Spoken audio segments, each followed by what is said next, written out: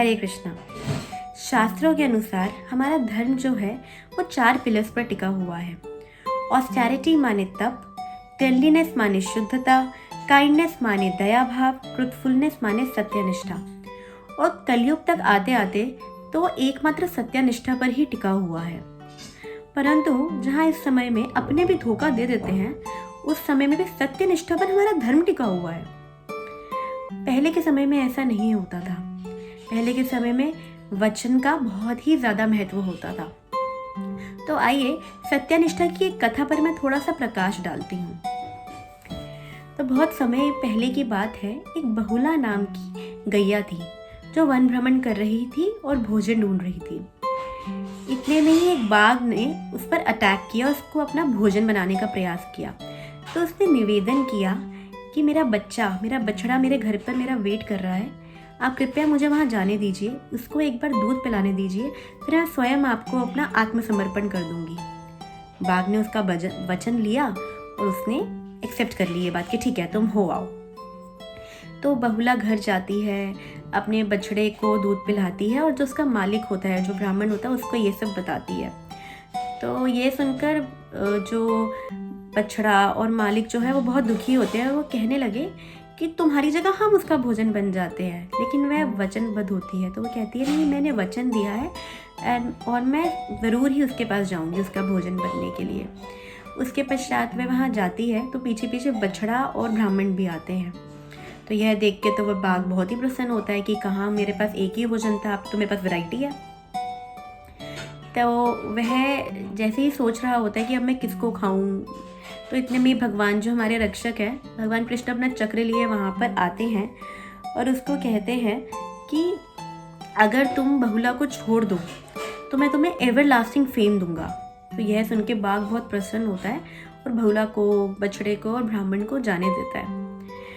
तो इस समय बहुला और ब्राह्मण और बछड़ा तीनों बहुत ही ज़्यादा प्रसन्न होते हैं और भगवान स्वयं भी बहुला की सत्यनिष्ठा से इतना प्रसन्न होते हैं कि उसको आशीर्वाद देते हैं कि तुम अगले जन्म में मेरी पत्नी होने का सुख उठाओगी।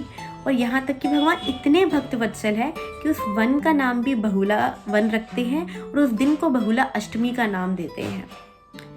तो आप जब कभी श्याम कुंड जाएंगे तो वहाँ पर बाहर आपको डीटीज दिखेंगे, ब्राह्मण के, भगवान के, बहुला के, उसके बछड़े के, उस बाघ के।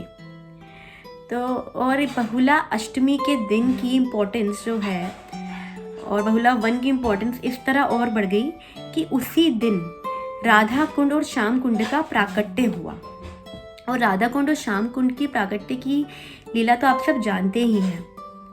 जब भगवान अरिष्टासुर का, जो एक गाय या बैल के रूप में भगवान का वध करने के लिए आया था, जब भगवान उसका वध करके आए तो राधा रानी ने बोला कि तुमने गौ वध किया है तो तुम्हें इसका पाप लगेगा, तो तुम्हें सारी पवित्र नदियों में जाकर स्नान करके आना पड़ेगा।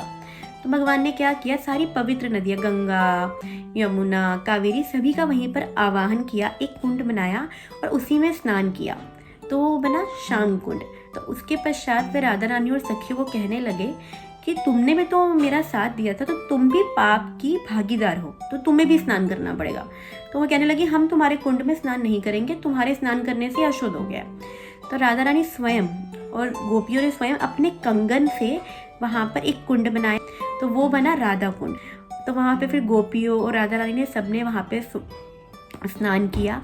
और हमारे रूप गोस्वामी के अकॉर्डिंगली और उपदेशामृत के accordingly that is the most beautiful creation of the entire universe.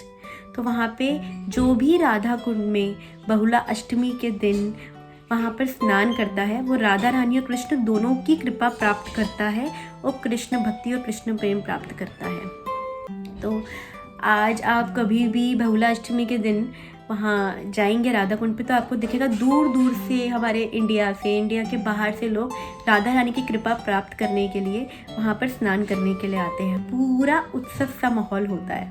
बहुला अष्टमी की जय, राधा कुंड की जय, श्याम कुंड की जय, कार्तिक मास की जय। हरे कृष्णा।